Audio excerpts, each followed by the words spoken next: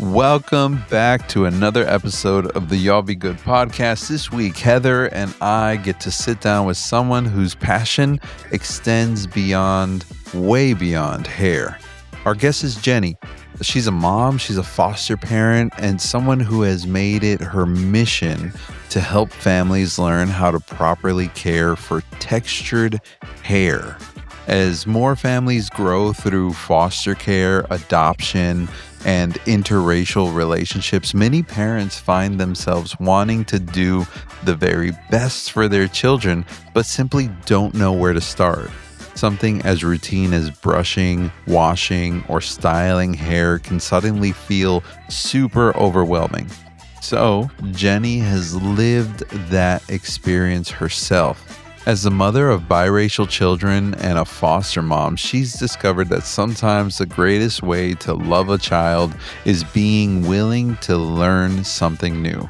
In this conversation, we talk about textured hair, foster care, parenting, identity, and why helping families build confidence is every bit as important as the haircut or the style itself. It's a conversation full of compassion, practical advice, and a reminder that every child deserves to feel seen, celebrated, and cared for. This is season 2 of the Y'all Be Good podcast. Y'all be good. 3, 2, 1, let's go!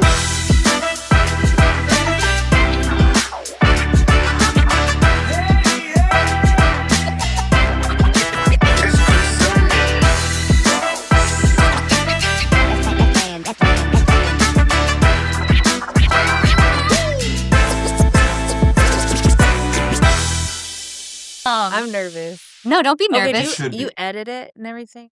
Yeah. We'll cut out. Cut out whatever. If you need something to be cut out, just let him know. Yeah. Okay. So then I'll just bring urgency or attention to when being a foster parent, you have to be careful because, the kids can't be online. You can't share case information.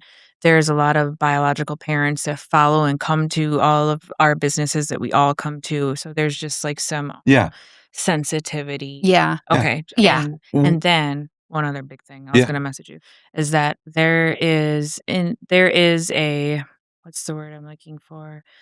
I would say it's a problem in our community with, I guess, really just black and white. And so I have to be very sensitive when talking sometimes about black hair care and that kind of thing, because I've really gotten chewed out in the past about it. So so I just want to be careful even as I'm getting into this as a career and everything that I'm not stepping on toes. I'm not offending people. I'm not going to pretend that I know what it's like to be someone else's gender, religion, race, all these things, and so it just is a sensitive subject in Kenosha. And so I've had people really be like, you need to stay in your lane, lady, to me. And it's I'm not trying to not. So I just want to make sure I'm not portraying hey, I'm the white lady that knows everything about black people hair. No. Not. I feel there's a gap to bridge and I know what I'm doing and that's all I'm bringing to the table. So before you even contacted me, I had been telling him forever that this is something that I would really like to fix, a problem I want to fix,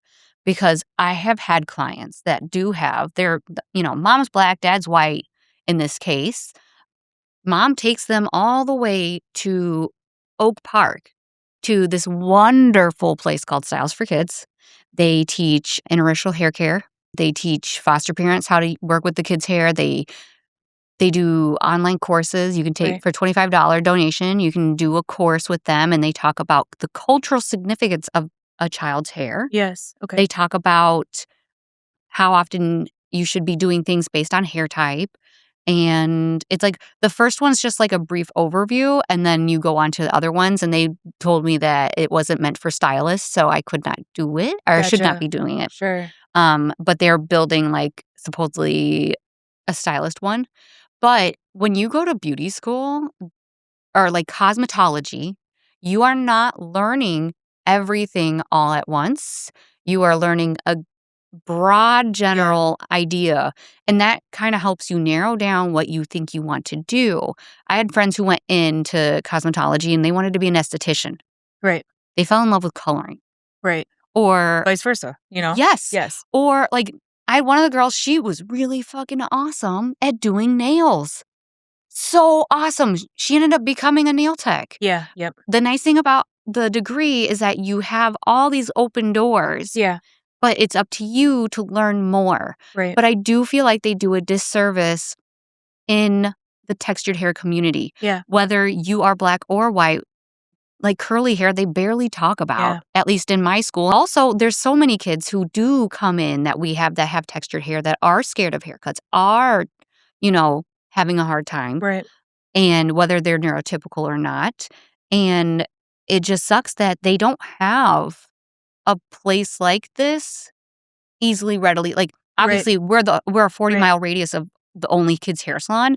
But, like, honestly, I want to be able to cater to any part of the community. Right. We might not always want to do, like, we get a lot of fades, and some of us aren't that good at it. So we're trying to rework the menu so that we can put you with the correct person. Right. But, like, different communities have different needs, and we want to be able to be a resource to all of them. Yep. So, like, having the sensory room or having someone who is willing to or able to provide those services. Because, like, I've thought about fostering like you do, and we've had that conversation, and I'm still on that path. I need to get some stuff fixed first. But, like, I've always thought, like, if I do have a child that has textured hair, will I be able to take care of their hair? I have a leg up in the sense that I've been doing hair for 20 years, but there's a lot of people that have kids that they don't know what to do. Yeah. Or I've heard the word, I had a mom who, this was not here. This was when I worked in a different salon in a different state, and she didn't want her daughter's hair to look too urban. And I was like, well, what does that mean? And I just, like, everything. That just sounds like a comment that I would easily hear. Oh, yeah. And it's kind of gross because what she was implying is that she didn't want her daughter to look too black or too ghetto. We, and this is maybe a statement you'll need to cut out, live in a community that is still very black and white. It's unfortunate. Yeah. It's just true. And I think to say that's not true, you either are uninformed or you are lying to yourself. Sure. All right, let me. I know that's a big one, but No. But let me jump in real quick because I think you're thinking a little too much or overthinking certain things when it comes to our process here and sitting down and having a conversation, right? Because what you have already set up until this point, because we were talking about what to cut, what not to cut. I don't think that's a you issue.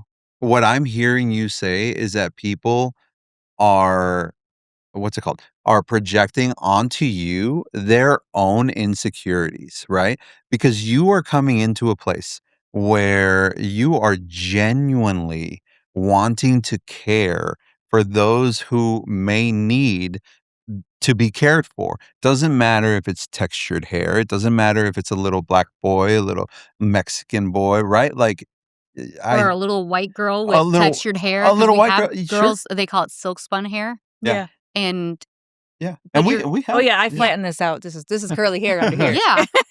But that's the thing. I think right now, especially what you have what we've already talked about, like, I don't think much of that needs to be cut. Because the reason you're here is because you genuinely care for community, all community, right? And so when somebody comes up to you and says, stay in your lane, that's a projection on them. But I'm pretty sure too that it's not just white people, but it's also black people. Yeah. Because there is this stigma of, it's like mansplaining. Like, I'm the white savior. I'm coming to white save you. Sure. And that's not what you're trying to do. Well, and that's also kind of, how foster care can feel because you are the better parent. You're the better house. You have your stuff together. That mom doesn't. And so that is kind of the dynamic that it looks like. It's not true. Yeah. It's not true, right? But like you said, a stigma, that's what it is, And so I'm just trying to be sensitive, to everyone in their feelings, I guess. Yeah. I want to, I'm not here to offend people. Sure. I'm not here to make an uproar. I'm not better than anyone. I'm not more educated. I'm not more capable. I feel like I just have, like you said, something to give. Yeah. Mm-hmm. And already in the conversations that we had, the 30 minutes that we spent on the phone, right? That Mhm. was enough for me to know that you are genuinely a caring person who isn't trying to white savior anybody, who isn't Or trying whitewash or anybody. whitewash anyone. You're not trying to get rid of their culture, whatever that culture Mhm. might be. It's actually quite the opposite. You are Yeah. trying to, do, yeah, Yeah. Yeah. keep it, right? Like, you're not going through and, okay, now it's time to flat iron all the hair so Right. that you have straight hair or you have good hair, right? Within Yeah. Mhm. quotations. Right. No, within that 30 minutes that we spoke on the phone, I can genuinely tell that you are wanting to help. Yeah. Well, and whatever we end up doing, I'm hoping, like, it encourages other people to take that challenge up, Yeah. no matter what their nationality is. Right. Because, like, even just with cutting kids' hair, there's so many people who don't wanna deal with it. And I'm sure that there's, like, so many people who don't wanna style little kid hair Right. in general, or they don't like kids, period, and don't wanna be around them ever.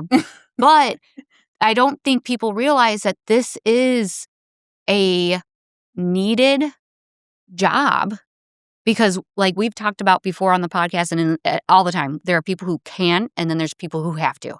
Right. We are lucky that we have people who can come, and we have a lot of people who have no choice. Right. And they drive an hour to get here. Right. And just like my family that I was talking about earlier, it took them about 55 minutes to get to Oak Park. I want Yeah. to call it Oak Creek, but I know it's Oak Park. To get to this hair salon, they had to pre-book in advance, and usually they had to book out longer than they wanted to because this is one of the only places that does this specific Right. age group Right.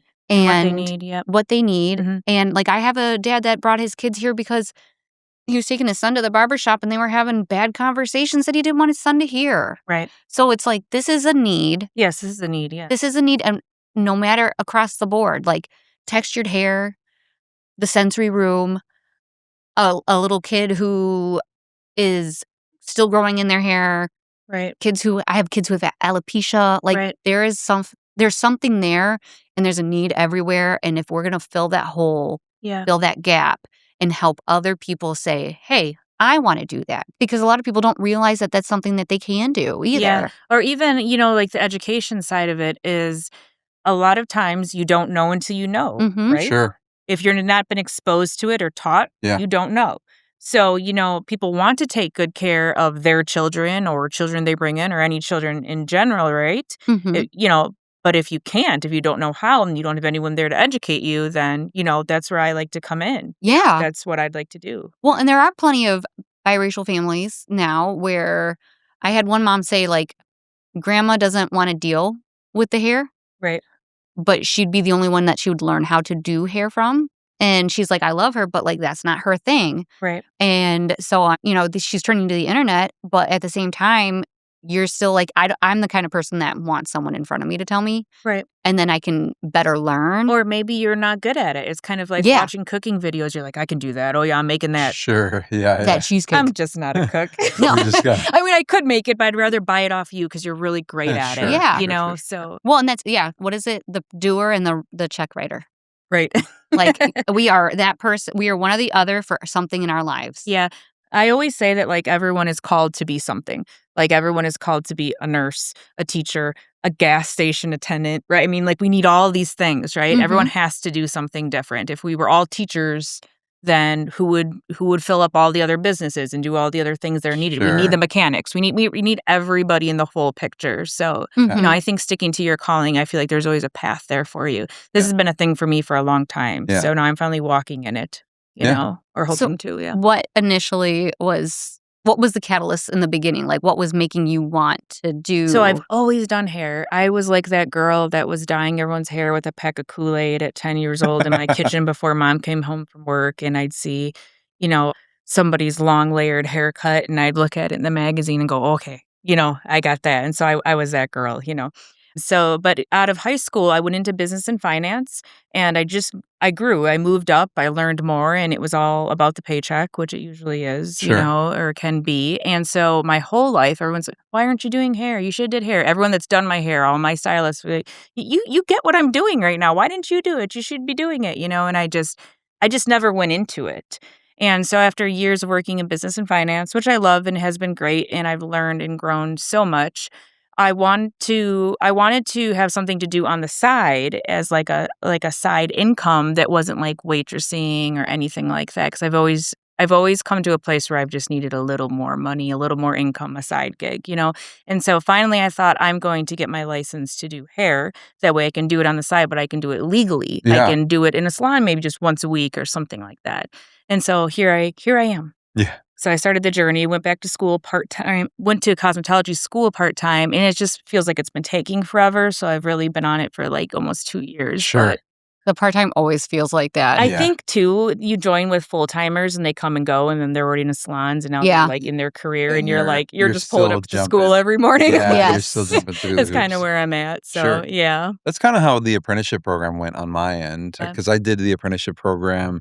I was just lucky enough that I or backwards enough or ballsy enough that I started the business and then went to school. So I started a salon, had no idea what I was doing, and saw the need for more stylists. And so then I went to school and started learning. But it also came from one of those things where it's like, all right, I think I can do that. Like I think I can jump in. And then when you jump in, you realize it's much harder than you Right. anticipated, but you stick to it. And so now, what, 8 years later that we've had the business, I'm cutting now and I'm behind the chair and I honestly truly enjoy it. Right. Granted, it's not I don't know if it's something I want to do for the rest of my life, but I really do enjoy it. And Yeah. I enjoy the just the thrill of owning a business as Yeah. well and being able to work with like the people that we have around Right. us.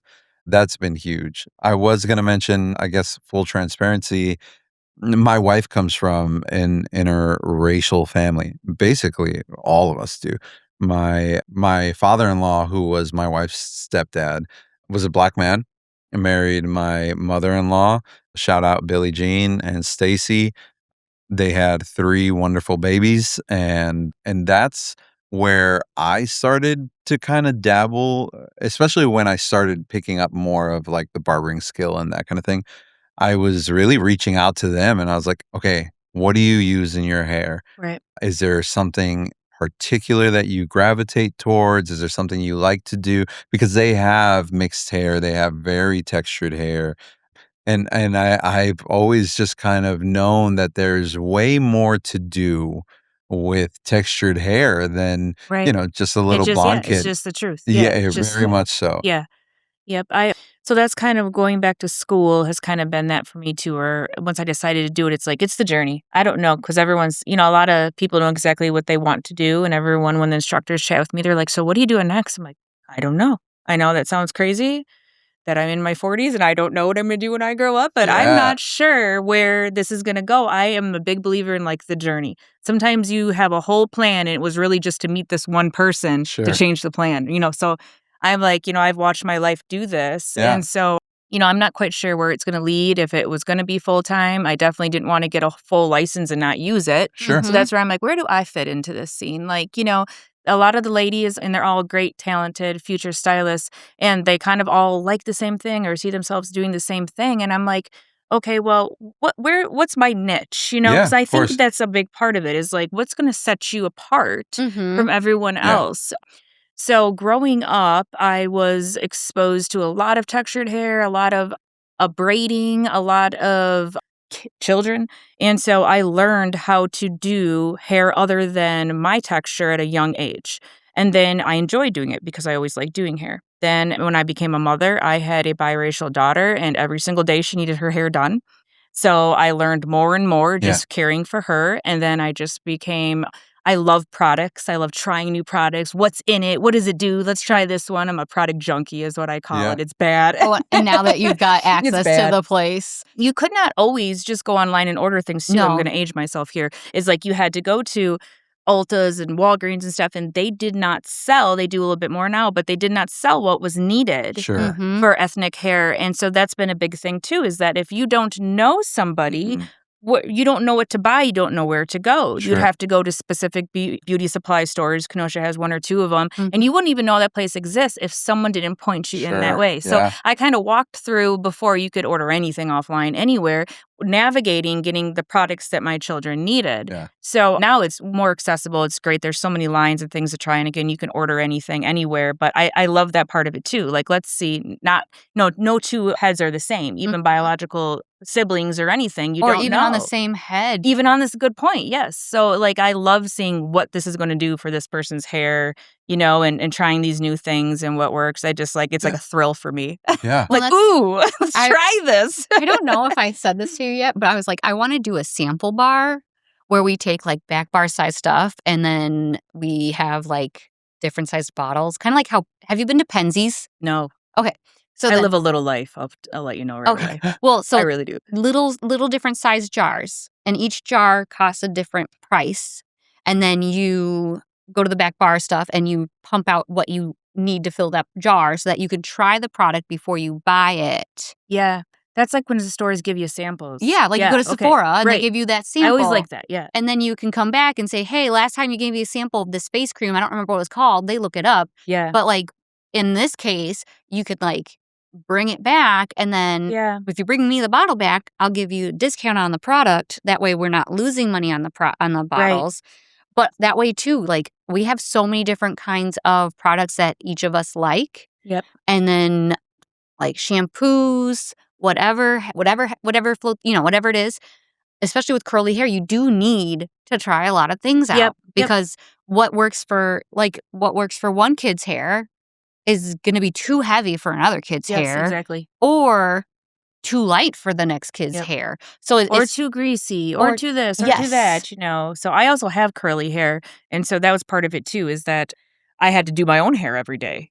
So learning how to just handle curly hair was different than all my friends that had straight Sure. straight Sure, hair sure. or whatever too, And so big and poofy. yeah, and you learn all the products that way. So that's probably where it started for me, is Yeah. I'm like, what does this do to my hair now? What does this do? Mhm. So How old is your is it a son, daughter? my oldest daughter is 22. Okay. And she's biracial Yeah. and has a massive afro Yeah. that I have been styling since she grew it at about a year and a half. Sure. Oh my So gosh. 22 Something years that of you've caring for been them curls every caring morning for, yes. in a rush as a working mom, and learning how to, because that's a thing too, so is having to care for the kids' hair every day. So that's a big part of textured hair services, is that there's a lot of protective styles that last, and it's so helpful to like a morning routine and to the busy mom and that kind of thing. So these are like services that people need. Yeah. Mhm. So yeah, I learned that too, is that like, let's say like what are the words, like a non-coarse, like Caucasian hair texture, on a busy morning, what do? Run a brush through it a couple of times and pull it back in a ponytail and you're in Or a your car. bun, yeah. That's not what everyone has to do Or to get can out of do. the door. Can do to get out of Mhm. the door, especially if you're a mom and you're styling possibly more than one person's hair every morning just to get to school on Yeah. time. Well, and then like putting your hair up when it's wet into a bun and you have textured hair will damage Yep. it so much. See, that's a lot of the education that I just get so excited to bring to parents or to anyone, is just like the behind the scenes, if you will, of the style, like why this style works and why you Mhm. should do this. Another big one that I've seen is like, you only know if you know. So if you don't have or haven't raised children with texture hair, you might not know that you are doing them a disservice by not caring for their hair well. Mhm. There's more to it. And I don't, and I'd like to believe, and I do, that most parents want to do the best for their Sure. children. So they don't even know that, I wash and condition it twice a week. Maybe you shouldn't. They don't know that. Sure. So I think that this is like the gap that I want to help bridge, is Mhm. that just learning what you're working with here. Sometimes you just need a skilled professional to come in and look at what your children have and say, this kid needs this daily, this kid only Sure. needs this monthly, and that kind of thing, Well, and walk them especially through it. if it's a child that you're hosting temporarily, Right. you don't want them to like, let's say there was someone who was taking care of their hair at home, and then they come into this new home, and you're like, I don't know what the hell to do with Right. this. You want to keep their life as consistent. Is that the Sure. word? Yeah. Or like as possible, Right. because the more that you do, the better off they are. Right. And then, like, hopefully they go back armed with this knowledge and this stuff that they've learned during Yeah. their time with you. To unfortunately have to sometimes some kids take care of themselves. Right. So Yeah. Yep. There's a lot. I think there's a lot of good that will come from what you're doing. I'm still kind of stuck on what you said at the beginning, because we feel that too here within what we do, servicing children and families. There's always going to be a naysayer. Even though we try as much as we can, there's always going to be something that might, put a little kink in the plan, or try and bring you down. But I would say, like, keep your head up, keep moving forward. Thank you. Yeah. There Thanks for the is encouragement. good that will come from it. Yeah. And those that will genuinely benefit from what you're doing. I'm using genuinely too much. Those who are going to benefit it's a from drinking game now. yeah. I'm feeling genuine. Those who will benefit from it are, I think you're Yeah. on the path to something pretty awesome. Let me backtrack a little bit. So you are in school currently, Yes. leaving the kind of corporate world, right, to pursue this passion Yep. of helping families, of being of service to families. Mm, How much longer do you have for schooling, at least? I will be graduated in November, and then I do my state board. So I just say by the end of the year. Is how I'm saying it. Yeah. Oh, the So, boards are fun. yeah. Boards are fun. That's what's Have so to. funny. I'm really grateful that my boards were in Illinois. Okay, yes. 'Cause I it's hear a just lot a about this written because there's test. ladies from Illinois that Yep. come over too. Yes. But then did you have to transfer your license? I did, but I didn't have. I transferred my license after I had been doing it for like 15 years, so they don't require anything additional. Just how long have you been doing it? Have you Yeah. been keeping your license up? Where did you go to right. school? Blah blah blah. Yeah. Which, in some ways, is nice. It's funny to me that they do have a practical for Wisconsin. For Wisconsin. So practical means like you Yeah. go in and you perform the services under a time. To a Yeah. mannequin. On To a a mannequin. mannequin. Sure. Yeah. Sure. And even if you do not plan on performing perms in the salon, they I still know. want you to Or show manicures or whatever. Yeah. You're still going to do all this stuff, and it has Right. to all be labeled and whatever. Yeah, it's quite the process But because we they- train for it. Yes. But then you don't even need to do continuing education in Wisconsin. Like, That's true. it's encouraged to do it, but Right. it's not mandatory. Whereas, like in Illinois, you take the exam, but you're supposed to take continuing education. You're supposed to have 14 hours per 2 years. That's what I think. And then and also at some point you have to take a domestic abuse course, Yes. and which I think is awesome. Yeah. But like, it's just funny when I came up here and because I hold my license in both, Sure. that I didn't have to do that. And I mean, I still take classes because I enjoy learning, but I feel like trade license are this way though. Like it's like you need to know 100% of it, but you're only going to use 20 because it's going to be the lane you choose. Sure. It's Yeah. like Yeah. a thing. You know? mhm. Well, that's how mine is. Like, I'm fully licensed as a cosmetologist, but I don't do color. Like, earlier when you guys were talking about color, I was lost Yeah. in what right. you guys were saying. Yeah. Yeah. I just kind of chose clipper cuts and styling that way.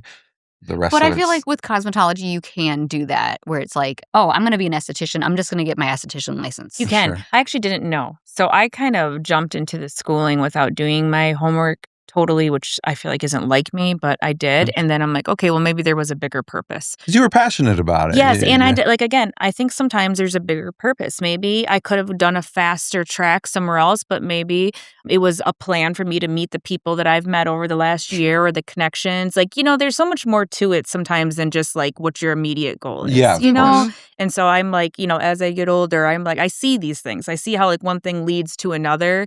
And had I not done that, I wouldn't have met that person who then I met that person, that type of thing. So I'm like, well, I'm locked in now. So Yeah, you're doing Well, it. and I always feel like, too, like, part of me wanted to just do barbering because of, like, how many clipper cuts I've always done. Right. And I wanted to add that on, but, like, it's really not. Like, every barber has told me, like, you don't need to do that. Just practice. Just practice. Yeah.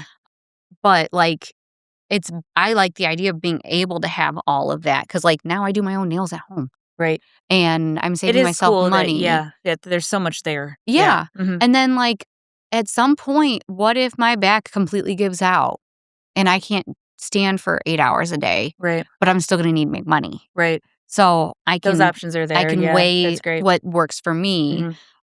So in Illinois, in order to do braiding, you have to have a braiding license. In Mhm. Wisconsin, you do not.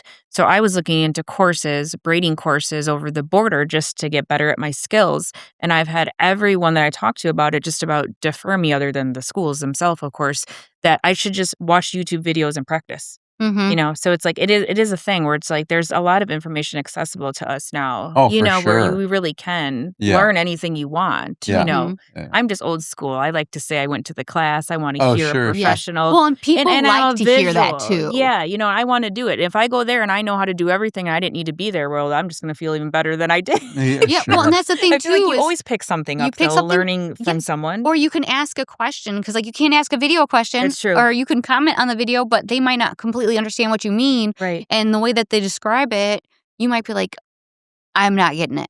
Yeah. Because, like, my friend and I were trying to teach ourselves a zipper braid. And which is also funny, too, because people have so many different names for different braids. Yeah, I just need to see a picture. And you just show me a picture. But, like, we did a braid and it literally looks like a zipper on Okay. your jacket. Okay. And we're watching this video, like, in? scratching our heads. There's, like, 2 pieces, and then it's like a, what do you call it? It's Almost like a fishtail backwards? almost like a fishtail, but there's more. Now I'm going and to you're Google it at- when I leave. Yes. So my friend was watching it, I was watching it, and we had another stylist who's like, she can watch videos all the time, and she speaks Russian. So she'd watch all these really freaking crazy Russian hairstyling videos because they're freaking crazy over there with their I'd hair. probably just watch it with my mouth open like, huh? Yeah. So she would watch it and she would get it, and then she would tell us how to do it, and then Natalie would do it, and then I would do it, and we'd all help each other learn how to do these braids because we were known at that point for braiding hair, but not like cornrows, more like Katniss Everdeen. Yeah, or or like having the fun braids, Yeah, the like little- festival braids, almost type of Yes. stuff. Yeah, I So, love all that stuff. oh, me too. And I think it's so much fun, and it can like one of my clients on Saturday, sister hasn't gotten a haircut yet, and she was very nervous, and I'm sitting there cutting her brother's hair with a clipper, so I don't want her to think that that's how she's going to get her haircut because she doesn't want short hair. Right. So first I pointed to another little girl, and I was like, see, just like that. And then when she was a little bit more comfortable and kind of talking to me, I said, do you want to sit down and I can brush your hair? And then that way she can kind of get used to the idea and ease her into it. And then I gave her a quick braid, and she was like her little face lit up, and she was like, I love it. And I was like, yay. And so Yeah. then when she comes to see me again, she'll have that memory. Right. And she'll be hopefully comfortable because especially when they're older, sometimes little girls freak out because of anxiety. Yeah. Like, oh my God, you're going to cut all my hair off. Yeah. Sure. Or I don't like getting my hair brushed anyway. Or like, you're making me think about like the negativity that can sometimes come around.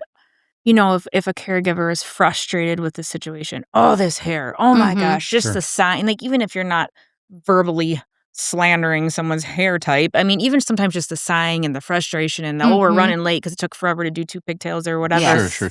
is like, it sure doesn't build confidence, right? Mm-mm. And that's one of the things that I've always liked about doing hair is that how the person feels after. Yes. Like how the client feels after. Yeah. Even when I was young and I would do fun things with my friends, like, to see them in the mirror, it's like you Like, kind of get that, like, oh my yes, God. that's With kind of their like you kind of. Kool-Aid red hair. Yes, you kind of step back like I did that. You know what I mean? And I love that feeling. Yes. Especially like the little kids when I'm doing hair with the kids I care for and we go somewhere and everyone just compliments their hair everywhere we go. Yes. I mean, their face lights up. Yeah, of course. And then they feel cared for and loved in that way. So that's a part of it that I like too, is that, a lot of times they come in with the big nappy hair and nothing, and they leave and they feel beautiful and they Yes. appreciate it, and it's a load off the caregiver and all of that. And I'm like, yeah, that's my niche. That's where I fit in. Yes. Are you currently fostering?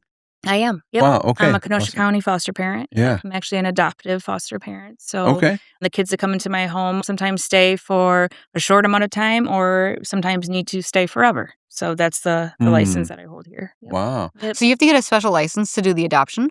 Well, it's not a special license. You get licensed through Kenosha County, and then you pretty much say that you want to be an adoptive resource is what they call it, and then they take you through the classes, and there's different levels of your license. There's different levels too, depending on like the care kids need. Some kids are, medically fragile, and that would take a certain license for that or a level of your license. So there's different things that the county. It's really comes down to like the courses and the education that you get behind it to make sure you can care for the kids' needs when they come in. Yeah. We were Yep. just talking about that at lunch with my wife about the foster assistant and what that all entails, because Yeah. I know we have questions and Yeah. there's the questions that I think a lot of people have, right? We could probably do this whole thing on fostering and Yeah. not even like touch the needs That's afterwards. my other niche. Yeah. Yeah. Well, I was For going to say, sure. like, it's an easy transition to make. Not easy. It's not easy, but like it's a natural transition of like you're bringing in different kids. You're going to need to open your home to them in so many different ways, not just like here's your house, but like emotionally safe, cared for, not pampered, but like groomed. Yeah. Because some kids, no matter where they're at in life or what color their skin is, they're not cared for. Right. They're not being taught how to simple hygiene. Right. They're not being sometimes they haven't had access to it. Sometimes, there's been a lack of a caregiver that could do that for them exactly. So yeah, they're not everyone's coming from the best situation. And sometimes it's not like, because like I know a lot of people like to look at like you said earlier, bad parent who does bad things. Right. But sometimes it's not just that. Like there are mentally ill families. Like I had a family that came in and mom was having a depressive episode. Yeah. And grandmas, they came in and they took care of it because her little girl's hair was so tangled. They were able to get one side undone, but then they came to us to get the other side because it was harder. Right. And I did let them know, like, you guys maybe see what you can do to lighten the load for mom because she's struggling and she wants help. Right. But she might not know how to ask for help or realize sometimes when you're in a certain mindset that you don't realize that you need the help. I mean, in our community, poverty is real. Just because you don't experience it or you don't see it, you don't know what goes on inside people's homes, And we do have a problem with poverty here, and we have a large problem with drug addiction, and we have those things right here in the city, and a lot of the kids come from those environments. And if there's one thing that really drives me crazy, I will say, about the foster care system is that, like you said, everyone just assumes they're just like they're bad parents, failures, don't care. That's not it really at all. Because even the most careless looking parent most likely cares. Yeah. But something is not right where they can't fill the role that's being needed. Sure. So there's a lot of like love to give. There's a lot of care that our city needs. It's there. Yeah. If you want to care and help and love it, there is a place for you. Sure. And that doesn't mean you have to have children in your home like I do. There's a lot of ways that you can step in and care for children in need and people that need it in the community. There's a place for everyone. We have a saying in foster care, you might not be able to foster, but you can help a foster family. Yes. There's a place, so. Yeah, well, with who we were just talking to, he's a pastor here in town, and they were talking that they partner with a lot of, there's what's it called, Sleep in Heavenly Peace that's here, providing beds for James. We actually own a couple. Oh, really? Yeah. Yep. And then he was They're just a great talking program. about They just come in, you tell them what you need, and it's no questions asked. How many kids do you need? Who needs a bed? They come in, a whole team, and they build it for you. Oh, sweet. And they'll leave you blankets and pillows and sheets and all that, There's and then so they're much out the that door. can help. Yep. Well, he was also talking about they call it Scattered Sunday. Okay. And Scatterday. Scatterday. Yeah. Scatterday. I'm sorry. Scatterday. he said that they have a person in their congregation, he's a single dad who's a foster parent, and they came and they helped him with the yard. They Yeah. came and repaired things in his house, and that's like giving back to someone Yeah. who's taking care That's of what I mean. stuff. There's always a place. Like even Mhm. we work closely with One Hope. They would be a good one for your podcast. Sure. They've come Yeah. up a couple of Yes. times. Okay. Yeah. I know them Yep. personally very well. And I mean, and they are doing exactly what their mission is, and they are just supporting the heck out of foster families. From meals to childcare to encouragement to clothes to diapers to wipes. Pretty much what do you need? If they don't have it, they're gonna figure out. They're gonna have Awesome. hands in the community that can probably get you what you Yeah. need. They're Mhm. actual go-to people that are real life people like us that just want to help. Sure. And so they also have a network or an outreach to get volunteers for them just for the practicals. They have a big diaper day where you can come in and get diapers, and it takes people. It takes people to run the errands and to put them in bags and do all these things, and they just are always, hosting people over there to help, and so Yeah. that's a huge one in Kenosha. There's always a place to help. Mhm. Yep. That's awesome. Mhm. Would you have any? Because, like, for me, I'm thinking about it. Like, I know everyone has said, like, talk to families that are doing it because you learn a lot from them. Yeah. And, like, no joke, I know it's going to be hard Yeah. some days, and some days are going to be awesome. And Right. I mean, I've had so many families come through that are foster parents and foster children, and, everyone has a different. It's just like parenting in general. You all have different ways of doing it. Right. And I know that some are adoptable, or how did you phrase it? Like your household is adoptable. Adaptive resource. Okay, so you've got that, and then you've got people who are just like, I'm just here until Yeah. you don't need me anymore. Right. And there's so many different ways to do it. I think people just see the one, like the horror stories. Yeah, and I mean, right, because the negative always sticks out, right? That's Yes. just kind of the Sure. world we live in. And so that's how that part of it goes. I think just like anything you get into in life, you have to find your people, you have to find your community. Even as cosmetologists, you guys are going to talk a talk that no one else knows, right? You guys know Sure. about the same thing. You're interested in the same thing. You're around it every day. You're going to go to another stylist when you have a question about Yeah. like about Yeah. a fade line. You're going to go up to Ralf and say, I can't get this line, right? Sure. So just like as a foster parent, you go to another foster parent. I can say what about the foster community here in Kenosha is, first of all, we have an awesome one. And secondly, it's make or break. I have learned only another foster family can understand another foster family. Mhm. Yeah. It's just really true. Like you have to be in it and walk it, and I'm so grateful for the other moms and families that have like mentored me. It doesn't matter how long you do it, I've noticed you still have those moments where you have to text someone that understands. Yeah. Mhm. Yeah. Because sometimes you just need that. It's community. Yeah. It's what we are as people. We need each Sure. other. So it's just it really lives and breathes community, foster care does. Yep. Yeah. Yeah. Mhm. My sister is fostering and adopting currently. So she's been in this process for the better part of maybe 2 years now.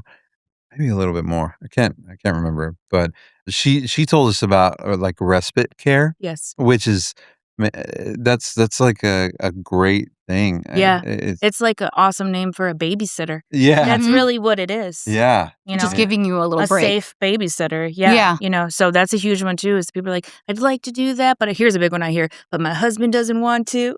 Oh, yeah. Sure. But I think because women just have more of that nurturing, maybe, Yeah. kind of that baby fever and all that. So I think that's Yes. kind of like, I want to do it, but my husband doesn't. But respite is a great thing because it's really a babysitter Mhm. is what it is. And that gives a foster parent a break. Sometimes it's necessary. Sometimes they need it. Like, I've had to lean on respite care when I've had a child admitted in children's and I needed to be there for them. But I have other children at home. So then Handbook. it's like, respite, please. It's really, it's a babysitter, so, and sometimes it's nice to just give people a break. Sometimes people need it for work, whatever. So that's a huge one. Well, that's talking to someone this past weekend who has one, and what do you call it? Basically, she just picks the kids up from school because grandma the caretaker has medical issues going on right now. So she has someone picked up the kids from school and they go get ice cream and then, help Right. with homework. And then Yep. They leave when caretaker comes home. Yep. So, Yep. If you want to get licensed to be respite in Kenosha, that's a great kind of entry door for you too, because if you start helping and you realize it's not your thing for mhm. whatever reason, then it's not. And I've said that too to other newer foster families coming in. Obviously you don't want to shuffle children around ever, but you never want to do something that you don't want to do or feel called to do. You don't Sure. want to do things Mhm. out of guilt or out of I should be doing this because Yeah. Ralph does it and he's not a better man than me. His family does it and we should do it. It's the right thing to do. No, I think you need to be passionate about the things you do. I think that that's what's going to drive you and keep you long term. Oh, And it's okay absolutely. to try things and decide this isn't my thing Yeah. too. Yeah. So there's a lot of ways to get into it without you wake up one morning and you have 5 children that are not yours running around your home. That's not how that goes. Sure. So For you sure. can ease yourself into it and see, is Yeah. this it? Am I called to do these things? And Yeah. then or maybe you're not. Maybe you're just called to bring a meal and to come read a book and to lend a helping hand in the Yeah. yard, right? Or have a coffee with a foster mom that just needs to spill her guts or something like that. That's okay Mhm. too. Give a ride to school, get an ice cream, and you can't do it full time. That's fine. That's such a big help, though. Still, Mhm. So Yeah. don't ever diminish, Yeah. how far help goes. Yeah. You Sure. know. Mhm. How long have you been involved in the foster world? So I have been a licensed foster parent for going on 6 years. Prior to that, people always ask me, "How did you start doing that or why?" And it's weird because I feel like I'm always like, "Why did I?" It's weird because I don't have this quick response, but the response is that I've always been interested in it. I've always whenever I've heard someone was a foster parent, I'd always go, "Oh, really?" And I just had Sure. an interest for it. I looked into doing it when I was younger. I was a single mom years ago, and I looked into doing it, and then they had different rules. You had to have a bigger income. They didn't they being a single foster parent wasn't looked on very favorably without a larger income, that kind of Okay. thing. Mhm. I'm a single parent, throw that out there. And so it wasn't something that was doable for me at the time. So I looked into it then, but I just always had a heart for it. Like whenever I seen it in the church or just anywhere, I just always just this is just something that I'm just Sure. interested in. And then it was during COVID, like the real COVID, the 2020. I kind of got it in my head again. I'm like, I love being a mom, but I am now past, I have several biological children, but I decided not to have any more. But I'm like, I love being a mom, and I feel like it's like a gift. Like I love it that much. And so I'm like, you know what? I'm going to look into fostering again, and either the doors are going to open or they're going to close. So I kind of lightly looked into it, and they're like, because of COVID, we're short staffed. It takes forever to license people, but this is really a problem because the kids don't stop needing Sure. help. Yeah.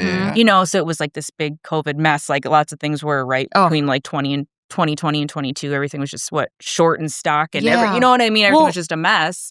And so I'm like, well, I'll apply. I'll do it. I'll fill out the packet. And then, I don't have the biggest house and I don't have a ton of money, but you can come check it out. And if it works, it works. If it doesn't, it doesn't. And I just kind of went through the steps and everything just fell into place so quickly.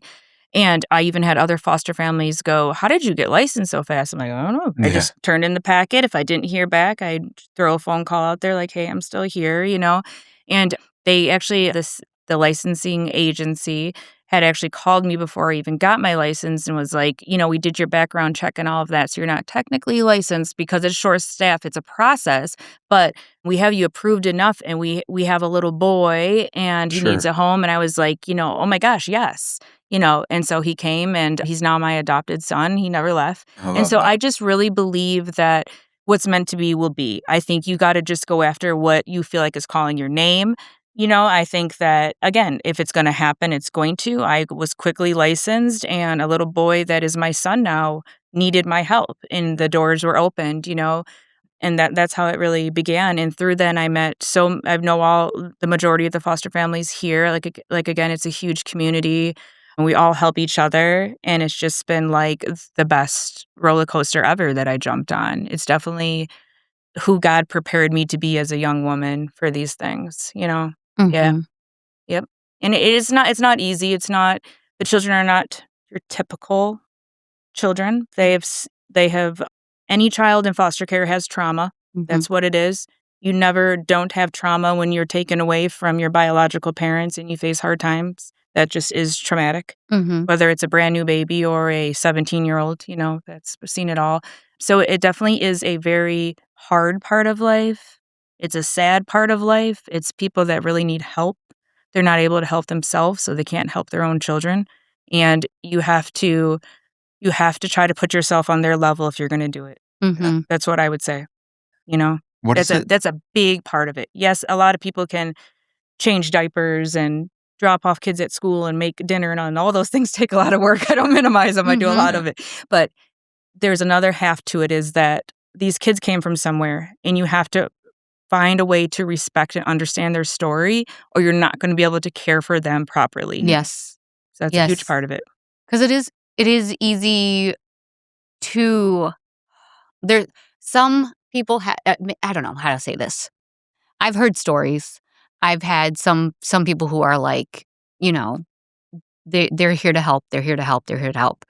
And I've had some families where it's just like, not necessarily here, but elsewhere, trash talking. Yeah. And it's that's a big thing. Yeah. Because, people are people, right? Humans are humans. And not everyone has a threshold all the time for everything, right? And a lot of people go in wanting to help and become discouraged or they get treated badly in the process and they become rigid or pissed off. Sure. Yeah. And it's rightfully so too, And so there is definitely a lot of it's a hard place in life. It's a really hard part of life, It just is. That's just what I say. The longer I do it, I'm like, this is hard stuff because these are people coming in. The people you deal with are already emotionally at their end for one reason or another. So you're stepping into a part of life that is already really messed up. Yeah. So you cannot expect a ton of respect and a ton of understanding and a ton of control because it's an out of control part heart that needs help. Well, and then also the system is then there's the system. Thin. Yeah, it's stretched and you thin. foster parent hearing this would be like, oh yeah. Don't forget that part, Well, and so I read something one time that has just really stuck with me. And so when I first became a foster parent, maybe when I first had more time and got more sleep before I took so many kids, I read a lot of literature. I joined a lot of blogs. I just wanted to fill myself up with it because it was so encouraging and I wanted to know more and more and do a better job. And I read one time someone say, the system is terrible. That is why you do it, not why you quit. And it clicked with me because it's like, yes, every day you could say, this system sucks. I don't want to be a part of it. And that is fair. And if that's how you feel, then go with that. But the system sucks. That's why I'm continuing to do it. Sure. It's because I know it does. Like you can't, you have to go in knowing like this is a broken system. This sees children as pieces of paper. These are 9 to 5 people that are doing this. I'm not going to say just for a paycheck. Yeah. Obviously, you go into that line of work with some kind of passion for it, right? Yeah. But it wears them down too because they can't move miracles. They deal with the worst people. They're underappreciated. They're understaffed. They're overworked, underpaid, in my opinion. And if one bad thing happens, which it and has they happened. have so much responsibility. Yeah. So, I'm not taking like saying that people, because people are worn out in every side of it, and you have to realize that the foster parents are tired, the system, the workers are tired, the parents who need help are tired too. They got to this place because something happened to them that they needed help with at some point, and it didn't come through for them. Right now, they're here.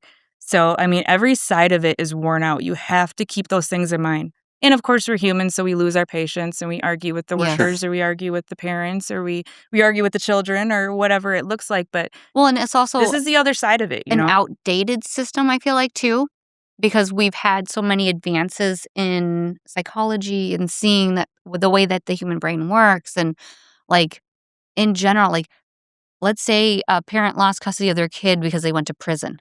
Well, if they don't have any resources outside of prison after they get back, they might be doing everything they can to get themselves back up on par. Yeah. But it might not be enough.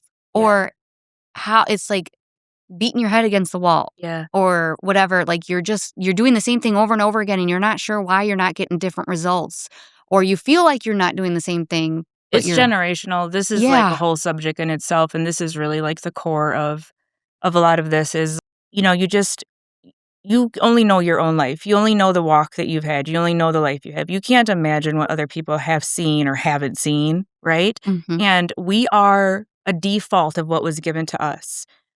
So a lot of people, the odds are stacked against them. They are born with the odds stacked against them. Mhm. Sure. And there is, I can't explain it. I'm not God. I don't know why some people are born into such good things and some are not, but there is definitely a whole other side to this too. The side that I don't know is, the biological parents that had their children removed. To pretend like that's not a thing would be living a lie as a foster parent too. These people, the county lacks resources, and and again, everyone is treated like a file. It's a paper. It's a, hey, Mhm. mark these boxes and I'll hand your kids back. Mm. It's not that easy for everyone to mark those boxes, or they probably wouldn't have had their children removed a long time ago. Exactly. And I think, but but what can you do? Because what can the system do better? I Yeah. guess lots of things, but really, I But mean, there's they can say, hey, we have these programs, take up on them. But there's And only so well, much. they should have. Well, can they though? Yeah. Well, because there's so many Everyone's things working different. at. Every case is Yeah. so different. Well, that's what we've talked about. The homeless epidemic. Like, someone might be homeless because they lost their job and everything just kind of spiraled out of control. Okay, so now I got a job and I got a job interview, but I'm still living on the street. I don't have an alarm clock, right. or I don't have a I way to couldn't have charge got my ready for phone. it. I couldn't have a shower. Yeah. And then they get there late because they were taking the bus, and then Yeah. they get fired because they're late too many times. And it's just like depressing thing after depressing Yeah. thing after, like, and then that wears on your mentality. yes. And, and this is trauma to your nervous system too. I mean, this is a huge thing. As a foster parent, you do a lot of training on trauma and that type of stuff. So it definitely helps broaden your, your knowledge on so much more than what you see on the surface Mhm. for the majority of the families in care. So there's really a lot to it. I mean, I don't have any big. I sit back a lot of times, and I don't, especially on my tough cases, and I don't have a magic answer. Sometimes I don't know what is right. I don't Mhm. know what is. I don't know what is good, what is best. So I think in those big questions, the best you can do is kind of sit back and just go, okay, what step do I take next? Yeah, of Mhm. course. Tonight we're going. Tonight I'm just going to do my best to care for the kids in my Sure. house, whatever that Yeah. looks like. And wake up tomorrow and do our best and get out the door on time and just kind of take those steps because Yeah. I don't know. Yeah. Well, you can so- only control what you can control. Right. You can't control everything. right. And your part in helping is just creating an environment that these kids can Yeah. feel safe and flourish in. Yep. And then, like, again, the only things that we can do is, like, look at what we're voting for Right. and read up on things and see, like, people always say, like, when you tell people, oh, I'm a foster mom, and you've got all these people like, that's so awesome, that's so awesome. You also have those people that are like, I could never. Yeah. I could never. That's a huge one. Or there's also a group of people that instantly dislike you because they've had a bad taste in their mouth from some type of experience they've With the had, foster, yes. And no one's perfect, and that's the thing. The system isn't perfect. The Mm-mm. workers aren't perfect. The foster parents aren't perfect. Everyone gets worn thin, and then everyone is just full of like hate and pointing fingers. Mhm. And when it really always comes down to is like, those of us that are in any position to help anyone with anything ever, do it. Mhm. Do it. Even if that's like being encouraging to your neighbor or something so minimal. Sure. These things Mhm. go a long way. Yeah. People deal Mhm. with things that you don't know they do. Sure. So. Sure. Mhm. Yeah, Oh. we were just You talking. make me cry, girl.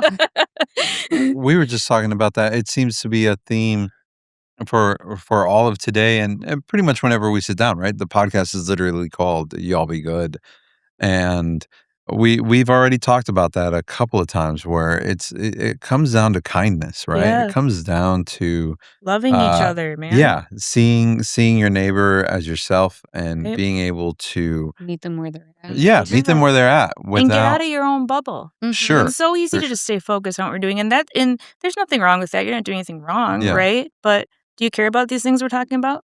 Yeah.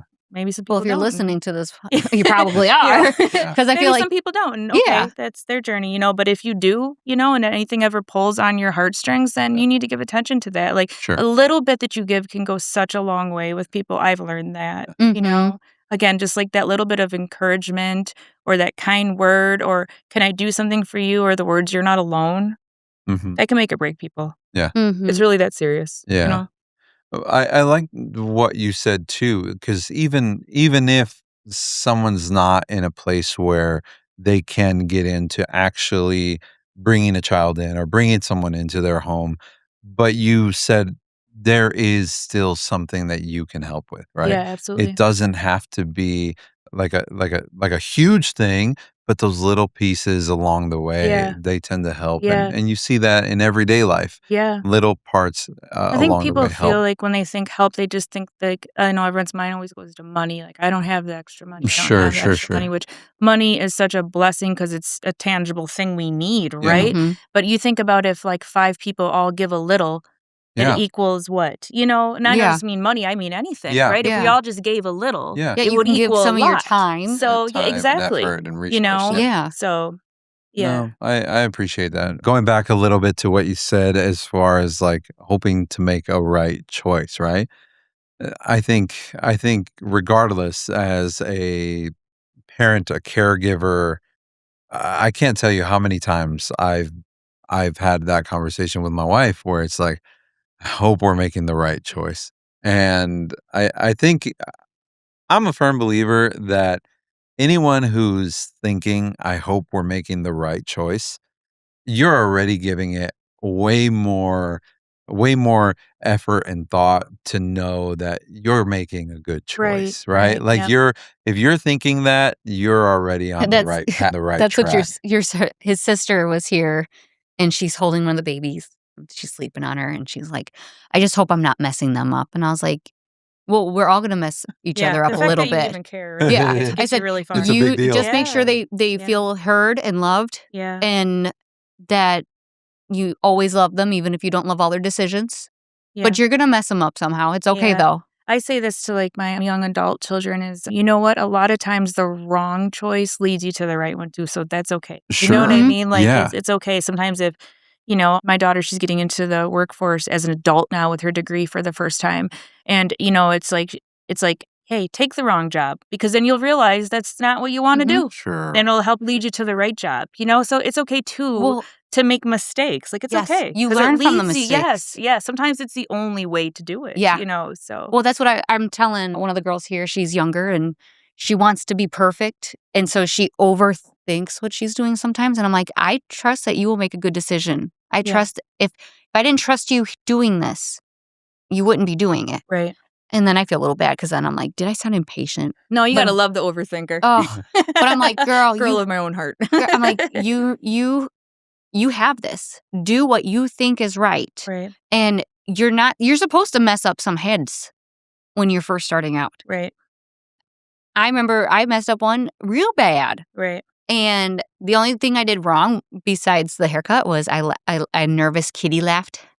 And I'm like that 70s show where it's like, and then I walked into the back, got the manager out there, and she came back. She's like, she didn't really care that you messed it up. She just cared that you laughed. And I was like, it was not like a, ha ha ha. Like, Yeah, but that's how she took it, That's- though. yes. Yeah, so isn't and that I'm like, funny? okay, well, I learned that, like, be confident, Right, admit your mistake, Sure. and offer up solutions, not excuses. yeah, and you're making me think, too, it's just, it shows how much, like, the attitude in things is what really matters sometimes. Mhm. You're not gonna be, like in foster care, let's say, you're not gonna be a perfect parent. Impossible to perfectly parent your child or Mhm. anyone else's. Yeah. But what is your attitude in it? Is your attitude like, I'm sorry, I'm trying to. I'm right here with you. Yeah. Mhm. We're doing this together. And like you You said, know? that goes a long way. It's everything, isn't it? Sure. And I feel like, at least for me, because I remember thinking my parents were perfect and knew everything because that's how they acted. And so it made it difficult for me to go to them Right. with problems because I didn't want to disappoint Yeah. them. I've made a lot of parenting mistakes that have gotten me to the parent I am now, Yeah. But like we had this conversation one time where it means a lot to your child where you guys are able to say, like, you know what, I fucked up. Oh, it's huge. I fucked up and I'm sorry. And Yeah. I don't know if there's anything I can do to fix it, but I want you to know that I'm aware of it. Yeah. And Yeah, like a genuine sorry is just so healing. I learned oh yeah. that. You know, it's like, what can you really say to that? Sure. It kind of just melts you and you're like, Yeah. all right, well, let's move on from here, Yeah. right? You know? Especially as an adult, like Yeah, exactly. to a child. Yeah. That kind Even of especially a grown child. Yeah. yeah. But I mean, like, Because you're an authority. It's a delicate place to be because you're Yeah. telling them what to do and how to do it, and you better do it. Yes. And all those things. Then you have to turn around and go, but I was wrong. So, you know, Sure, Yeah. forgive sure, me, sure, please. sure. Yeah. So, Yeah. yeah, parenting is definitely a delicate balance It that is. changes with ages and stages and lots Yes. of Yeah. variables too, you know? oh, So you absolutely. don't parent a 25-year-old the way you do a toddler, right? Yeah. So you learn as you go. Well, because if know? you parent the 25-year-old like a toddler, you usually end up with a narcissist. Then you're creating another problem. Yeah, So, you're- But I've heard that said too, right? Like, well, you said you were a single mom with your firstborn, I right? actually am still a single parent. A single parent. I'm a Whoop, single whoop. foster parent. Yeah. Oh man, that's its own Yeah, that's its thanks. own weight Yeah. that comes along with that. Yeah. But going back, I've heard it said that you're not only watching your kids grow up, they're watching you grow up, right? Mhm. Like, can I ask how old Oh, you yeah, are? I was a young mom. So I was actually a teenager. I was a teen mom to my first. So I've seen a lot of sides of parenting. You know, Yeah. I've raised biracial children. I've been a single parent. I've been a low income parent. I've dealt with my own childhood traumas. I have, you know, I also I had a geriatric pregnancy. That's what they call it if you're 35 When over you're 35. over 30s, Yeah, you get an extra ultrasound with your insurance package, that kind of thing. So I did that too. So no, but I was, so I've seen a lot of different sides of it. But you do grow with your children, especially if you Yeah. have children young. Yeah. There's I always compare. I say my first round of kids. I say it as a joke. I was so concerned with getting them in everything. I didn't want them to lack anything. I didn't want them Sure. to see anything I had seen. I wanted just this better, bigger story, and I'm going to work every day for it. And I put them in every program, and we ran around, and I ran myself tired. And I see a lot of benefits of that now as they are high achievers, and they're social, and they worked as teenagers, and they have, and these things. But then I see also the parts that were missed, which were the times where we didn't do anything, and that Mhm. it wasn't that. I see now that a lot of those programs and a lot of those sports and stuff were just things that passed time by. They Sure. didn't become athlete. You know what I mean? Like, Yes. Some kids Yeah. do, but you know what Yeah. I'm saying? It was a lot of running around, and I kind of sit back now and I think, like, for what? I mean, it's cool to get them into things. I don't, Yeah. promote being lazy and not trying anything new, but I mean, there's just a fine line there. And then I say about my next round of kids here, we play in the backyard. Yeah. Sure. But If you're looking for us, we're back there. Yeah. But that's the thing I'm, is, you you didn't want them to miss out. And also, because like I remember when we got back from lockdown, I was working in Illinois, and so many parents were like, I'm never going back to that life of sitting in the car all day, all night, driving here, driving there. That's what you spend a lot of your time doing. And And you make them too. Like, oh, we've signed up. You're going to do Yeah. this. Oh, Well, sure. there's a lot of that. Yes. I mean, some things they love to do, yes, but a lot of it is like, hey, I paid a lot of money for that uniform. Yes. Get in that car. yes. Sure. So- Well, and that's the thing is like, I do feel like you should hold your kids accountable. If they, Right. It's a especially fine line. Totally. you signed up for this, let's do it. But if there's a legit reason why you can't do it, let's Yeah. go. But at the same time, like teaching your kids it's okay to not do everything all the time Yeah. too. Like learn how to be by yourself, learn how to relax in a home. I mean, like there's like a double-edged sword where like you're not in the house ever with all the sports and stuff, so your house must be really clean, or it's really chaotic because you're never in the house. Right. Yeah. It's definitely like a fine line. But again, those are the things that you fail in Yeah. or not. And it's okay because you learn from those You things. live and you learn and, and- and the pressure of like our society is like to be doing something all of the time, or you have like You're not productive. it's not enough, and that just breeds anxiety. Sure. And kids feel that. Yeah. I mean, toddlers feel anxiety, and so when you're constantly like, we gotta go, they're like, feeling like we got to go too. Sure. You know, they feel all of that. Well, and So, sometimes they don't even know what we're going to or why we're yeah, going it's just or like, why. hurry. Because they also don't know, like, you woke up late. They don't know Right, what they don't time see it that is. side of it. They don't see Yeah. any of that. So then they're freaking out, and then you're frustrated and freaking out and overstimulated. Yeah. But, like, and with the productivity thing, like, as adults, some of us were taught, like, as children, go, be productive. You have to do all these things. And then you have that weird thing where you, like, go home and you're burnt out, basically, so you don't do anything, and then you feel guilty for not being productive. Right. But then you're still not able to do the productive things Yeah. because you're like, Yeah. Yeah, I think like it just, the kids see all of that and they learn how to balance it or not. But you know what? I just think especially being in the foster world, people are resilient, children are resilient. And again, sometimes you have to see what you don't want to be lived out in front of you so that like I just have a lot of faith in that too, is like, don't fear not painting a perfect picture and being perfect. Just do your best and be apologetic when you need to, Yeah. forgiving when you need to, because they'll figure it out. We all do, right? We look back at things our parents did and we're like, thank God I had that. And then we look back at things our parents did and we're like, I will never. Yes. That was nuts. Yes. What were they thinking? Yes. That is so not cool. So, I mean, and we take what we want, right? And we build what we don't have, And so I think just being like, just doing the best you can do and being real about it. Like, I definitely am a different parent than I was 20 years ago. So the conversation with them guys now is like, sorry about that one. Yeah. Sure. How are you doing now? What can I do now? Yeah. I'm always here for you. Sorry that sucked. Yeah, for sure. What has been something that's maybe surprised you in your foster journey or even parenting journey? Something that surprised me. Well, I guess in parenting journey, it's just is like really long. What is the saying? Long days but short years, or whatever. Sure. Yeah. That's really. I love that mean, saying. Like it's been like.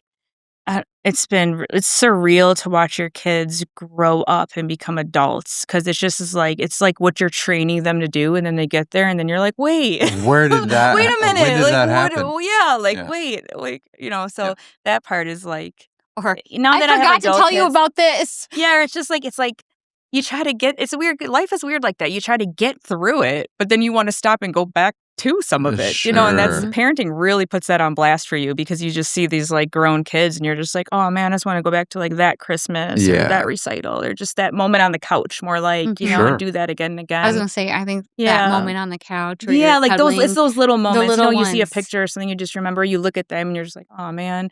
So I think what's kind of cool about my personal journey is because I've been a parent, a mom for so long, and now even to this day I'm taking in, I have adult children and I'm taking in new babies still, is that it just gives me such a calmness, like a patient, like a level of patience that, I never had as a young parent, because I see like just what is like how quick it goes. I see like how, those moments, they don't last, so it's like all those little moments just really matter, Well, and also I feel like when you're, especially a and appreciation, that's the word. first-time parent, I've like, not that I know from experience, but I see it all the time.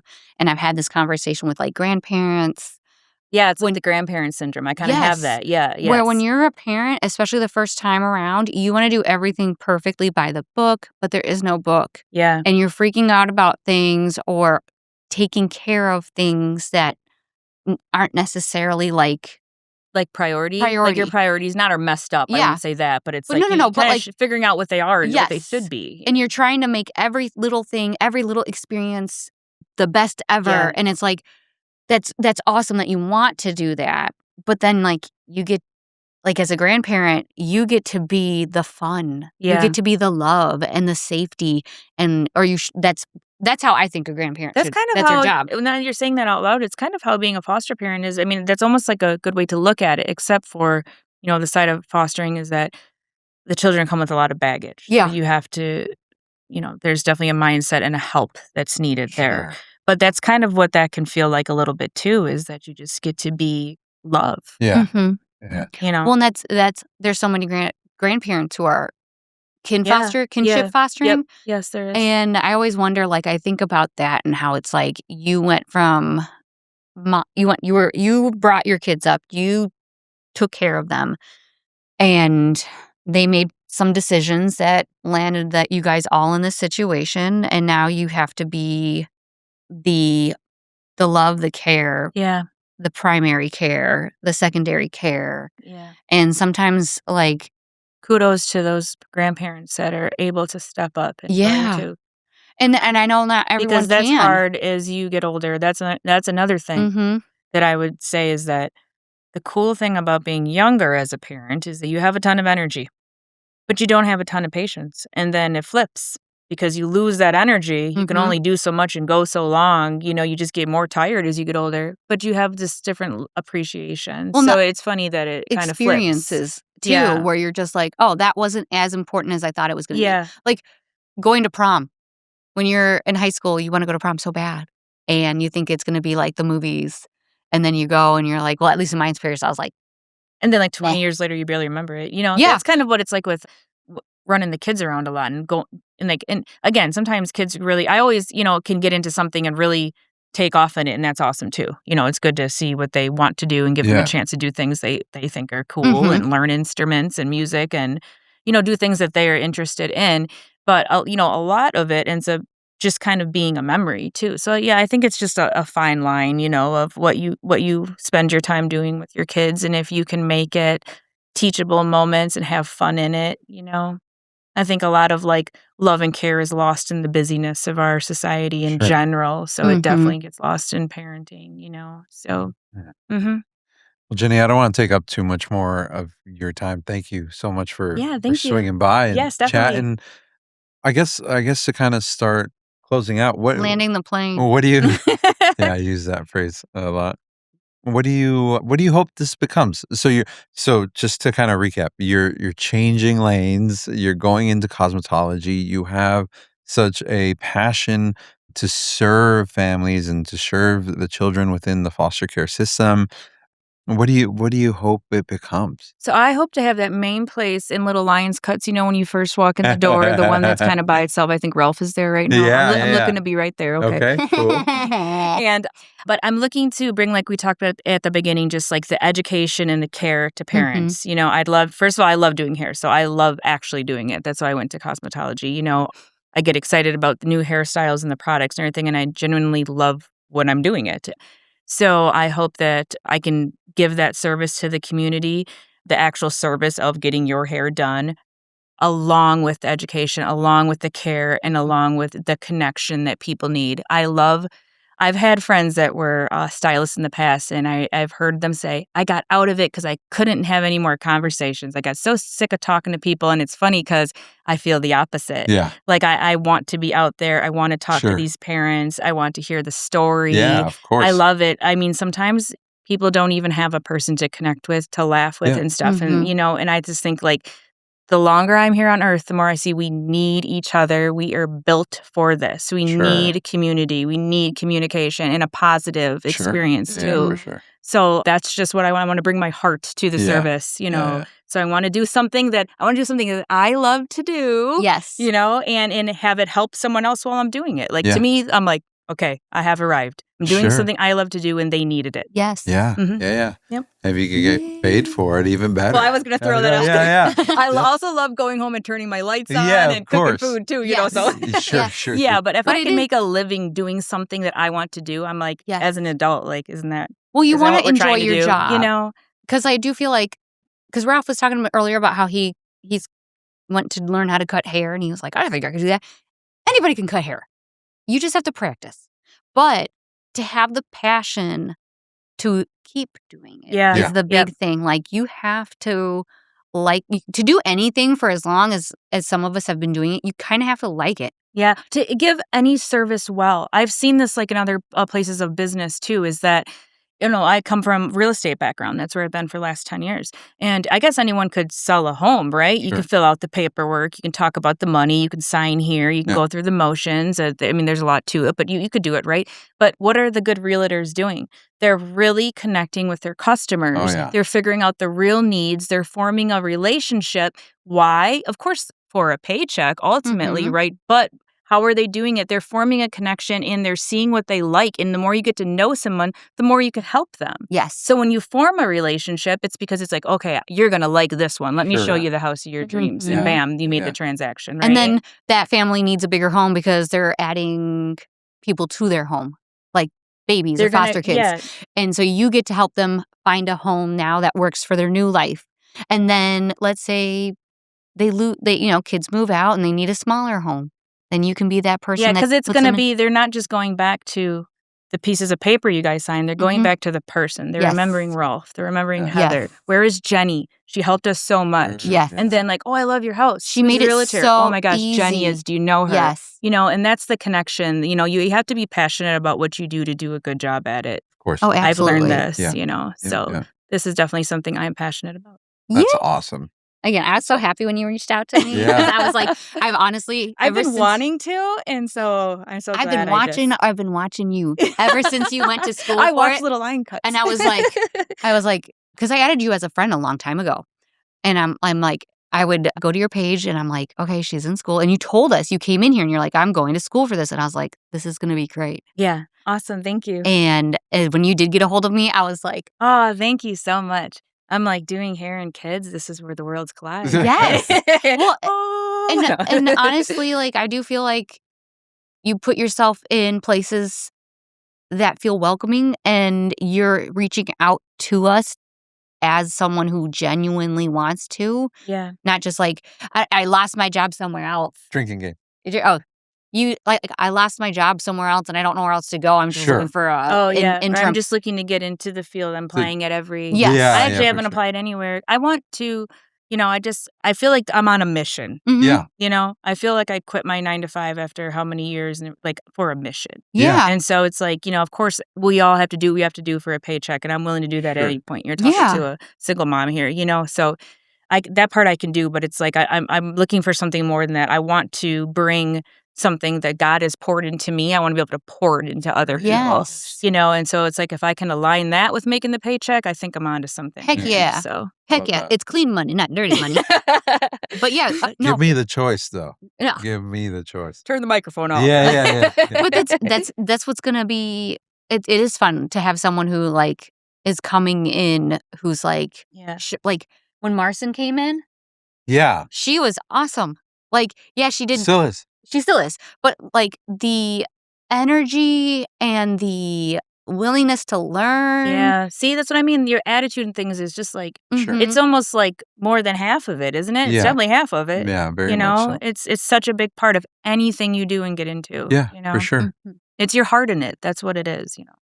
Well, Jenny, we can't wait to see Okay, what awesome. this looks like in the next, journey for Sure. you and this Thank new you, yeah. season of life. And I really do hope that people not only listen to this, but also hear your passion behind what you want to get into and what you are truly like on the mission for. So, Yeah. Thank you.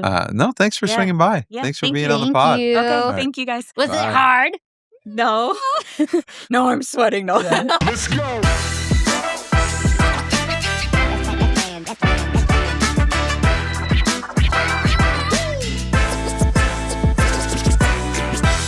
Well, that's a wrap for today's episode of Y'all Be Good. And as always, a reminder that we are a project of Little Lion Cuts. We hope you've enjoyed these stories just as much as we have enjoyed sharing them. Every family has a story, and we're just grateful that we get to hear yours too. If you've enjoyed today's episode and you think someone else might need to hear it, don't forget to share this podcast with them. And hey, while you're at it, be sure to subscribe and leave us a review. That really does go a long way. You definitely don't want to miss out on any of the real, raw, and inspiring conversations we've got lined up. And we'd love to hear your stories too. So go ahead and find us on Instagram at Y'all Be Good Pod, or drop us a message with your thoughts. And until next time, y'all be good.